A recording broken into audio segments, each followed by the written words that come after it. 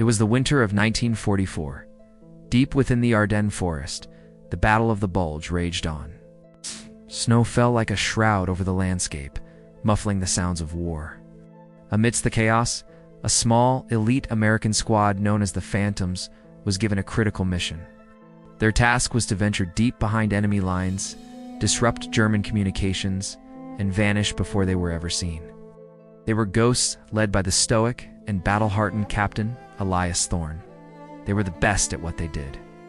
On December 16th, they slipped into the dense, snow-laden woods, and then they were gone, completely. Not a single trace was left behind.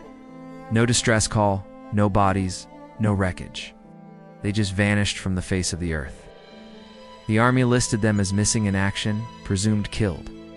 Their families mourned, the war moved on, and the story of the Phantom Squad faded into a footnote of a much larger, bloodier history. Decades passed. The world changed in ways the Phantoms could never have imagined. The Cold War rose and fell. Man walked on the moon. Computers shrank from the size of rooms to the size of desktops. The battlefields of the Ardennes were now peaceful forests, dotted with memorials and the quiet scars of a conflict long past. And then, on a crisp autumn morning in 1984, 40 years after they disappeared, something impossible happened. A local Belgian farmer, out checking his fences near the very same woods, stumbled upon a sight that defied all logic. There, emerging from the tree line, was a group of soldiers. They were exhausted, covered in mud and grime, their uniforms torn. They carried authentic World War II M1 Garand rifles. And they looked no older than they did in the faded photographs from 1944. It was the Phantom Squad. Captain Thorne, his face grim and smudged with dirt, approached the bewildered farmer. His voice was raspy, laced with an exhaustion that seemed to go beyond mere physical fatigue. Asked for the date, his eyes scanning the unfamiliar, peaceful landscape. The farmer, trembling, stammered out, It's October 19th, 1984. Thorne's expression didn't register shock, but a deep, sinking confusion. He looked back at his men, their faces a mixture of disbelief and weariness. He turned back to the farmer, his voice low and steady. "That can't be right," he said. "We went into the woods 3 days ago on December 16th, 1944. The world they knew was gone, and they were the last living relics of a war that was now just a chapter in history books." The story exploded. It was a global phenomenon, a riddle wrapped in an enigma. The military, initially skeptical, was forced to confront an undeniable truth. Dental records, fingerprints, dog tags, everything matched. These were, without a doubt, the missing soldiers of the Phantom Squad. They were flown to a secure military facility in the United States, a place of sterile white walls and fluorescent lights that felt more alien to them than any battlefield. They were a medical and scientific marvel. Doctors were baffled. They were physically and biologically the same young men who had marched into the Ardennes. Their bodies hadn't aged a single day beyond the 3 they claimed to have experienced. Psychologists were brought in, trying to piece together the missing 40 years, but the Phantoms had no answers. Their memory was a perfect, unbroken loop. Their last recollection was of their mission. They spoke of the biting cold, the oppressive silence of the snow-covered forest. They described setting their charges on a German communications tower. Then they remembered a flash. Not an explosion, but a blinding, silent white light that seemed to consume everything. It wasn't loud or violent. It was quiet, total, and absolute. The next thing they knew, they were waking up in the same forest, but the snow was gone. The air was warmer, the trees were bursting with autumn colors, and the sounds of war had been replaced by an unnerving silence. They believed only a few hours had passed. They packed their gear and started the trek back to Allied lines, only to emerge from the woods 3 days later, in their minds, into a world 40 years their senior.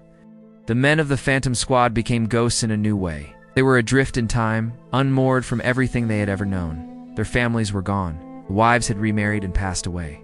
Children they never met were now middle-aged, with families of their own.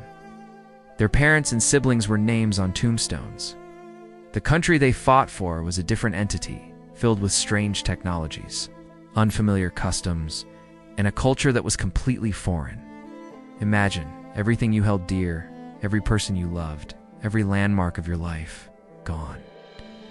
Not just gone, but relegated to black and white photos and fading memories in the minds of strangers. They were living specters, haunted not by the war they fought, but by the peace they had missed. The government didn't know what to do with them. They were a national security paradox and a humanitarian crisis. They were offered new identities, pensions, and psychological support. But how could you counsel men whose core trauma was time itself? The psychologist's reports were filled with phrases like profound temporal dislocation, existential dread, and chronic melancholia. The men rarely spoke.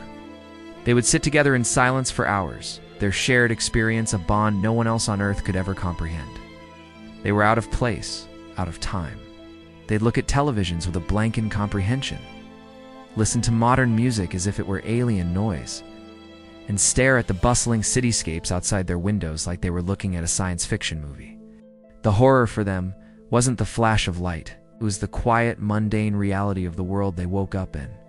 Private Miller, the youngest of the squad at 19, was found staring at his own reflection for hours. He'd touch the unlined skin on his face, then look at a photograph of his grandson, a man with graying hair who was more than twice his age.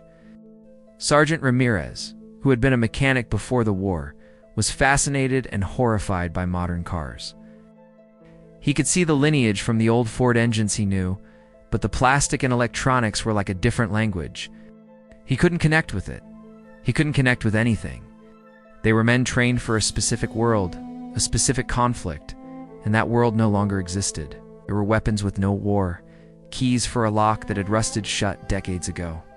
But Captain Thorne remained their anchor. While he grappled with his own silent despair, the loss of a fiancée he would never see again, he understood his mission hadn't ended. His new duty was to lead his men through this strange, bewildering peace. He arranged for them to visit the World War II Memorial in Washington, D.C. They stood before the wall of names, looking for their own. Their names weren't there, of course. They weren't among the dead. They were something else. Something in between. As they stood there, an elderly veteran in a wheelchair, seeing their authentic uniforms, rolled over. He looked at them, his eyes filled with a lifetime of memories, and he saluted. The phantoms, out of pure ingrained instinct, snapped to attention and returned the salute. For a fleeting moment, they weren't anomalies, they were soldiers. Brothers. As the years trickled by, the story of the Phantom Squad slowly faded from the headlines, becoming a modern myth, a piece of strange folklore. What really happened in the Ardennes forest in 1944? Some scientists proposed theories of a localized time-space anomaly, a wormhole, or a previously unknown natural phenomenon. Others, more fringe, spoke of alien abduction or a secret military experiment gone wrong. There were no definitive answers. The forest kept its secret. The only truth was the existence of the men themselves, living testaments to the impossible. The phantoms never truly integrated. They lived quiet, secluded lives, mostly staying together, a small band of brothers lost in the currents of time. They were the ultimate casualties of war, their lives not taken by a bullet, but stolen by a mystery. Their mission, meant to last a few days, ended up lasting a lifetime. They completed their objective and disappeared, just as ordered. But they reappeared in a future they were never meant to see, forever strangers in their own home. Their war never ended. It just became quieter, lonelier, and infinitely more confusing. Thank you for watching. If you found this story fascinating, please consider liking this video and subscribing for more journeys into the unknown.